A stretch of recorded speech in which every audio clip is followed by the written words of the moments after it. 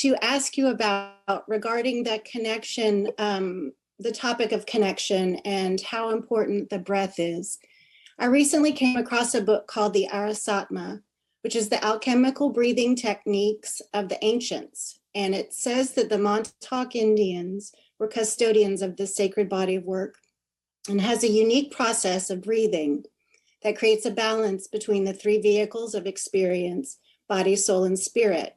And my question is there a way to use this breath and the pranic tube in its full capacity as the channel for the flow of resources once we have cleared it completely from emotional blockages? Well, yes, why wouldn't it be? Well, I was just curious how the breath relates to the information passing through our physical body. It's based on the idea of the vibrational resonance of the oxygen molecule. So the idea is that the reason you take in and start breathing differently, the idea of oxygen, resonates throughout the body in a hyperspatial, hyperdimensional way that expands your frequency to be able to handle more and more higher frequency information and energies. So oxygen is the eightfold key, vibrationally speaking, and gives the resonance that is necessary for higher dimensional communication. Okay, that makes a lot of sense. And does that connect with the idea of hydrogen being fractal and having a way to sort of create its own gravity? That it is related, but not essential to understand that based on what we are now talking about. Oxygen is the key. Okay. And does it also relate to sort of the positive and negative flow of our bodies and how healthy we are as far as having enough positive and negative charge? Yes, and if you'll understand the idea, you will understand that oxygen is the equivalent of the dimensional shape that you know as a Merkaba. Do you understand? Yes, okay. Because it is two interpenetrating tetrahedrons, each of 4 points for a total of 8, and interpenetrating representing the idea of as above, so below, or the positive and the negative flow. So when you think of the idea of oxygen and breathing in your meditative states, then also you can hold the image of a Merkaba, the double interpenetrating tetrahedral structure in your mind, to stabilize and accentuate the flow of the oxygen throughout your body into higher frequency domains. Wow. That's really fascinating. And it reminds me, so another thing regarding the importance of fascia, and a permission slip that she gave me was yin yoga. And we talked a lot about how, again, in as above, so below, the mycelial network as a part of the bigger DNA connection to the higher dimensional realities. Yes. There are interconnections on every level. Okay. How does light affect that connection? Since everything is light, in what you might refer to as crystallized form, then light can act as a softening agent, an unlocking agent, depending upon the frequency of the light, to allow the crystallized light to be unlocked and reformed and transformed in whatever way, shape, or form benefits and is of service to your passion. Okay, so my understanding is that I have left light codes in places. I recently came from Hawaii with a group of women, and it was very important that I go there physically. And Sarasota, Florida is another place. And I'm curious about what it is that I'm not what I'm supposed to do, because I understand the light is sentient and it's there and my body, it knows what to do. But I'm just curious about the idea of collecting light codes and how they are different or holding different information. And as we move through the galaxy, how the light is different for us now. Well, again, the idea of light codes is simply the freezing of certain patterns of information in its natural form of light. And recollecting them can be reminding, literally reminding yourself more completely of who and what you are. You may have left breadcrumbs for yourself, as you say, seeds of yourself that form the process of gathering yourself back together. Okay. And I have been working on that quite a bit. And as my last and other bigger question was, as I have realized that my biggest excitement in life was going through the process of addiction and healing, and not just healing for myself, but healing for my family. I understand it as sort of clearing generational trauma, generational patterns. And as that is my role, which I'm happy to take on, I've watched things change in my family, and I'm wondering how that then extends out to the collective. Is that something that I'm clearing by proxy, that then it just sort of goes out? Or is it a slow connection? Remember, everything is connected. Everything you do is capable of being utilized by everyone throughout the multiverse. You may not always know how, you may not always know when, but the connection, the network exists, and everything you do and every choice you make and every energy you radiate offers an opportunity to all, in their own way, from their own perspective, the opportunity to consider other choices they may not have considered. Of course, it is always still up to them to match that frequency to have the experience that you may be offering.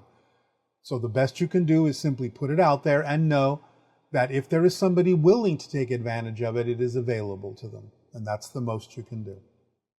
Okay. Well, that excites me in the sense that as I attend AA meetings or I'm out discussing and talking about my healing, that I'm hoping that somehow that translates. So that makes me feel good that.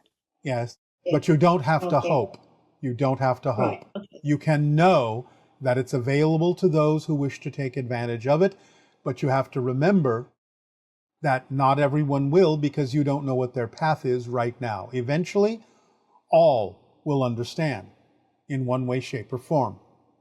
But you have to let go of any need whatsoever of others to adopt what it is that you're sharing with them. It's none of your business what they do with it. Right. And I've heard you say that, and that makes a lot of sense to me. I also was wondering about, so elephants can feel vibrations from hundreds of miles away. Yes. And I understand that sensory information can only be processed if you have the right organ to process it. Like dogs can smell things that we can't smell. Yeah. And I'm just curious if, as far as vibration goes and humans and the physical body, are the organs and the structures in our ears related in any way to that? The ones that we really don't understand? No, but the heart is. The heart is structured to receive those deeper vibrations and translate them into the body. Sometimes other organs may assist, but primarily the heart is the organ that receives those deeper vibrations. Okay. And is it the magnetic resonance that the heart creates through the heartbeat? Yes. That allows it to become bigger and expand our field? Yes. Okay. Well, I am just so grateful to have had this opportunity to speak with you. I thank you so much. The information that you put out, I apply, and it's very exciting to be able to be here with you today. So thank you. It is for us as well, and it is our passion and our pleasure to share the information with all of you. Aveo. Aveo. Hi, Bashar. This is Allison from Arkansas. So my question is pertaining frequencies that are really, really close together, as well as soul contracts. So we hear all the time people, for example, having an accident, like they walk out into the street and a car hits them, and they say they never saw the car coming, and the driver says they never saw the person, they just came out of nowhere. Is it possible that in situations like that, albeit extreme, that because of a soul contract and just the perfect timing, that even though these two individuals were not at that moment on the same frequency, but that the split second right before that happened, they merged into the same frequency, or one of them jumped to the other one? Is that a possibility? Because to me, that has so many other implications that I'm thinking of. So If you could give any insight on that, I would appreciate it very much. Thank you, Bashar. Love you. It is actually a probability. Yes, that is correct, and that can happen, and happens more often than you may think. Because again, the idea is that a person may set themselves up for certain experiences, and they know they have also chosen certain moments to represent interactions with other realities, and they will wait until that synchronous moment to shift to that vibration so that what they have chosen to experience can happen, and so that what they have chosen to experience will not happen before that moment by being shifted out into a different vibration until they are ready to experience the shift into the vibration of the agreement with the others.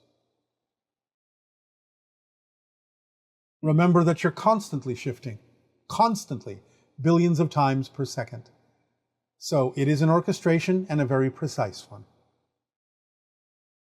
Good day to you, Bashar. Thank you so much for this interaction. I have much love and appreciation for you. Our unconditional love to you as well. Thank you for the co-creation. What would you like to discuss this day? Yes, please. I'm very excited.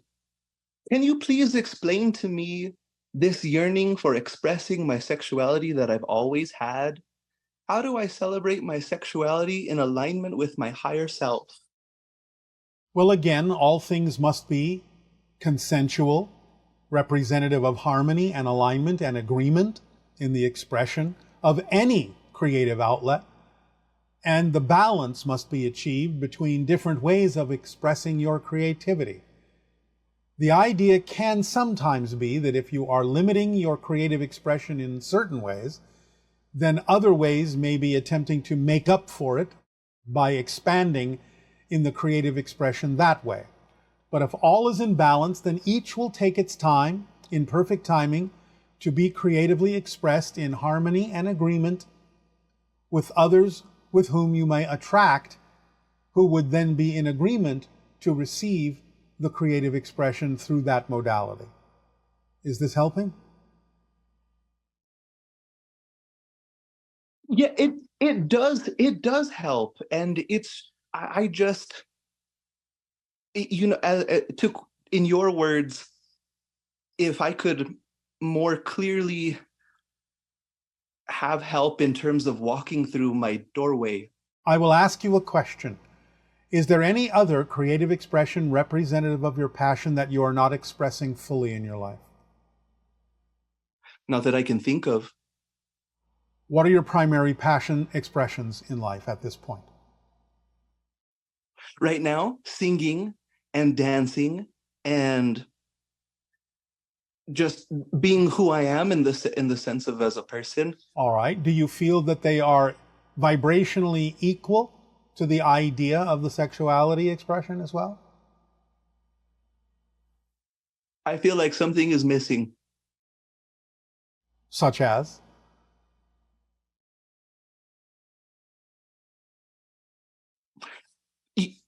When I explore different avenues, I am expecting some sort of a lightning bolt of I'm expecting an aha moment, and I haven't experienced that yet in terms of this is what I can pursue. This feels. But you said that you are already experiencing the expression of your passion through singing and dancing and forms of sexual expression. Do none of these produce any aha moments for you?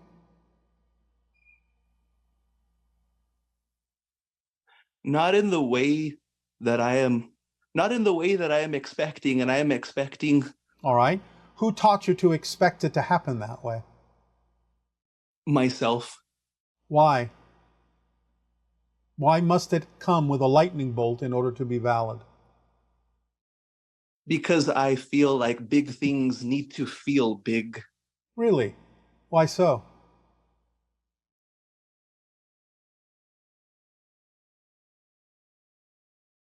I'm not sure. All right. I'll ask the question from this perspective then. Why are the things you're already doing that are representative of your passion, why are they not feeling big? Because I feel like they can't provide for me in the financial way, I would like Really? to. Really? So you are insisting that only a certain form of abundance is what your passion can provide you, instead of opening up and relaxing into the different forms of abundance that could be supporting you. Is that what you're saying? Yes, I am insisting. Why? Do you not know that insistence is resistance and imposes limitations upon your ability to express your passion and creativity? Why would you choose to limit yourself that way by closing the doors through which all forms of abundance and support could be coming to you? Why insist on only one form as being valid? I don't know. It's Sure you do. Sure you do. it's because it feels like that has Because always you been. have been taught to think that way. Hmm. Because you have been brought up in a culture that thinks that way. Because your worth, you're basing your worth on only one form of abundance. Hmm. So, have you heard us talk about all the different forms of abundance? In the ways that it exists, yes. Why are none of them as real as money?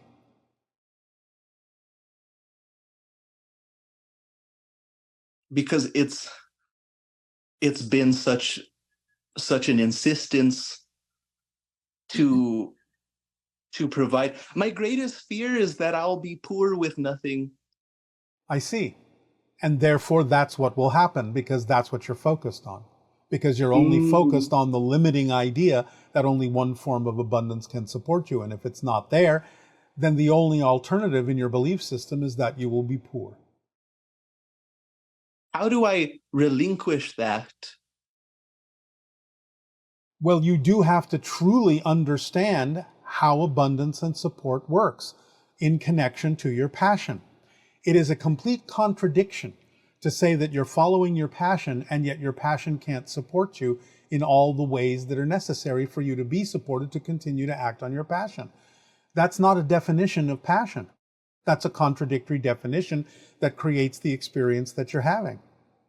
So you have to understand that you are misaligning your definition of passion. You think you have a definition of passion, but you don't. I feel a lot better. All right.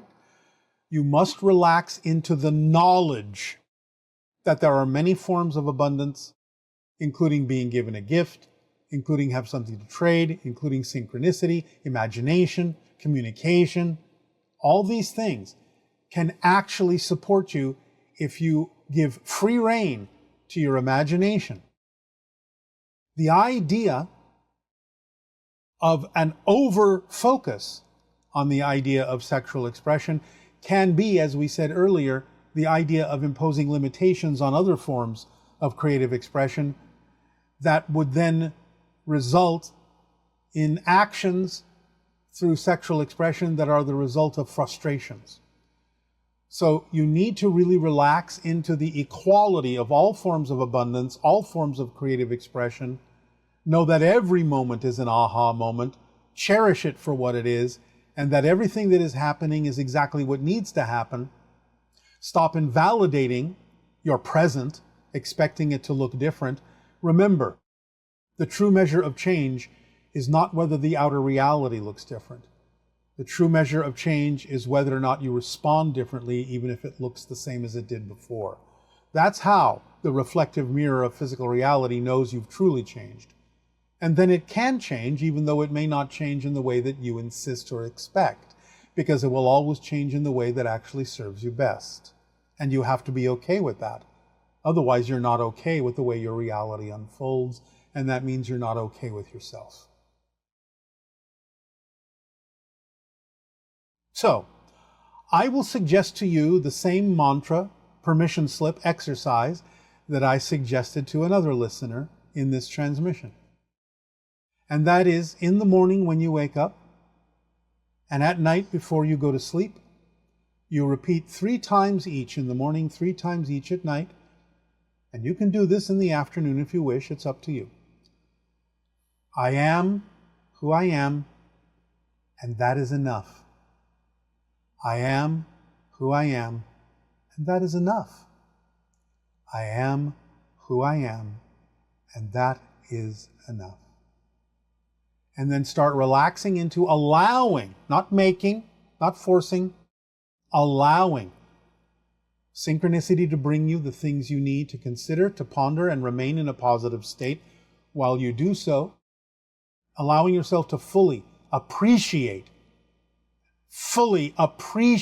everything that comes to you, to see it through the eyes of positive reality, of positive light, and to feel the aha moment that exists perpetually every single second.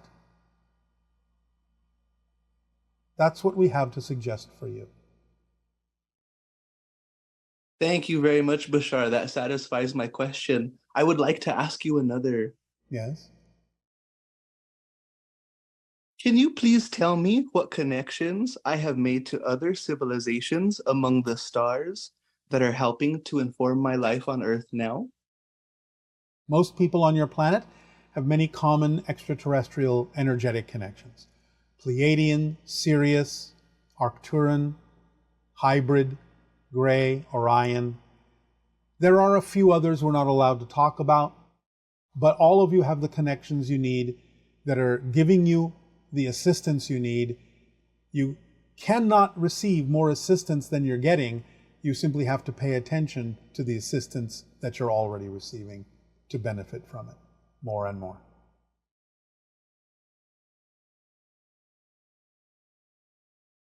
Will that Thank do? you. You know, I do have two more questions, please. Yes? Your transmission titled The Last Days of Atlantis gave me a very emotional reaction. Can you please tell me what relationship I may have to Atlantis? Well, like many of you, you're cross-connecting to people in that particular experiential era to draw from it, to add to your own story, and to create a more positive outcome than they created for their civilization. Thank you very much. And my last question, I have two brothers. I have an older brother and I have a younger brother. And I love my younger brother so much. I just have so much love for him. Sometimes it's a lot for me. Is there anything that you can tell me about the relationship that the two of us have? Not at this time. You will find that information out from a different source. Thank you very much. I appreciate that, Bashar. It is our passion and our pleasure. Good day. Aveo.